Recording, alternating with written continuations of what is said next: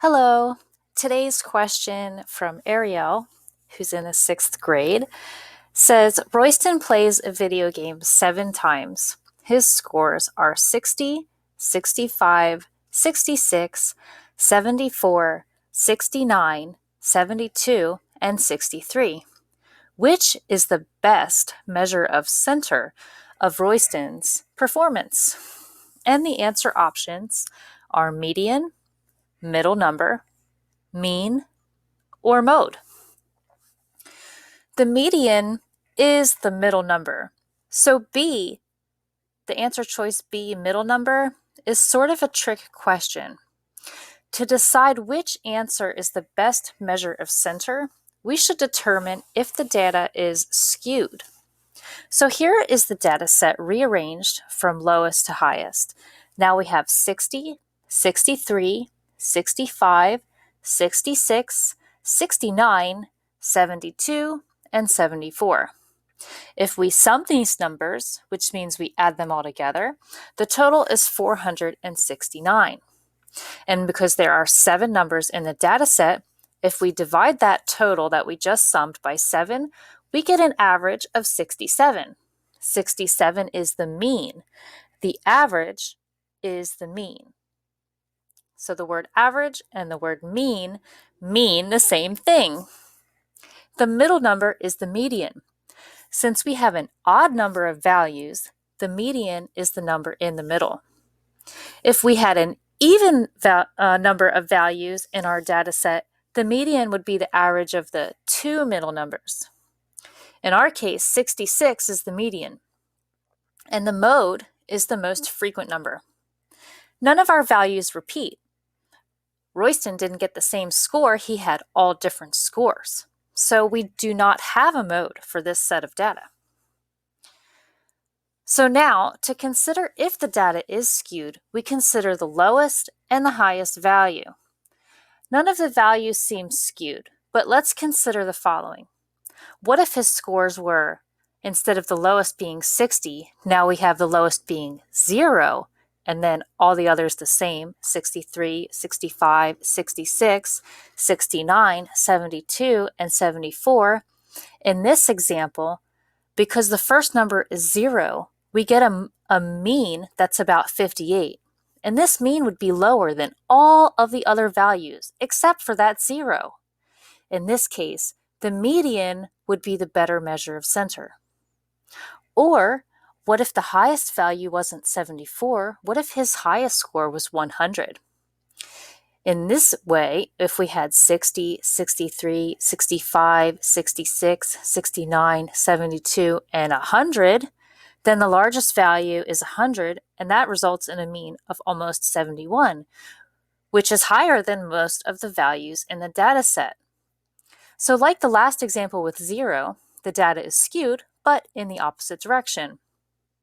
In these examples, the median of 66 would be a better measure of center. But in the original problem, the data is not skewed. So we can use the mean, or the average, of 67.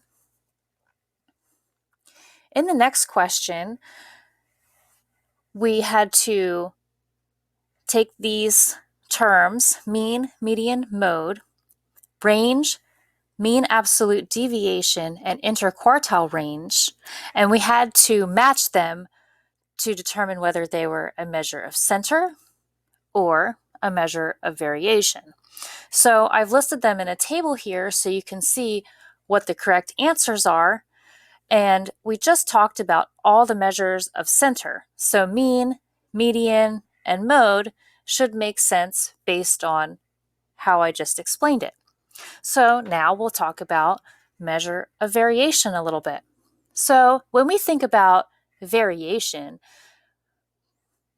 the root word for variation would be vary, and you can think of it like how much does it vary from the center, or how much does it change from the center? So if you think about it that way, you'll often see in statistics that we use what's called a bell curve. And this tall line at the very top of this bell, see, it looks like a bell. Ding dong, right? But in the very center, is the mean. So that would be the very center. So when you think about the range, you would think about everything on this graph. So we have an x-axis, and everything in this graph is part of the range. And when you think about the mean is the very top of this bell curve, very top of the bell. If you could stand right on top of the bell, but if you stood anywhere else, you'd fall down. But you could only stand right on the top, you would be standing right where the mean is.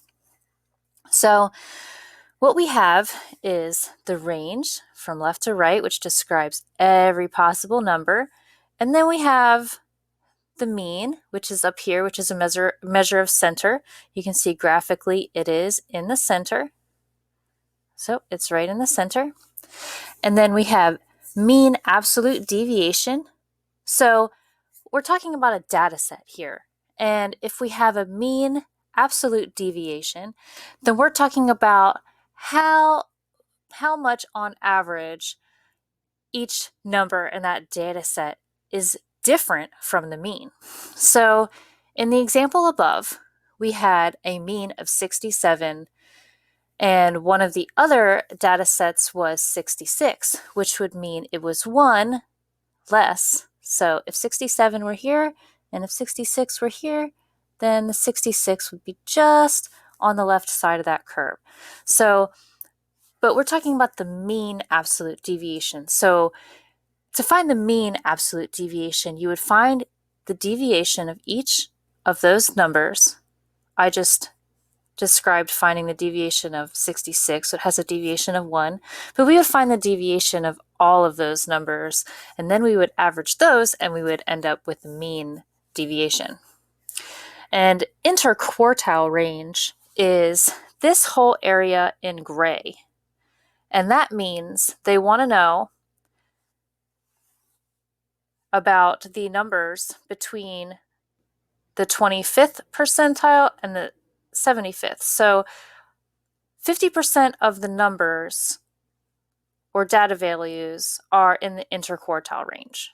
So the median would be the 50th percentile, and I'm not sure if you learned about percentiles yet, but just think of the bottom 25% of the numbers and the top 25% of the numbers. Everything in the middle is the interquartile range.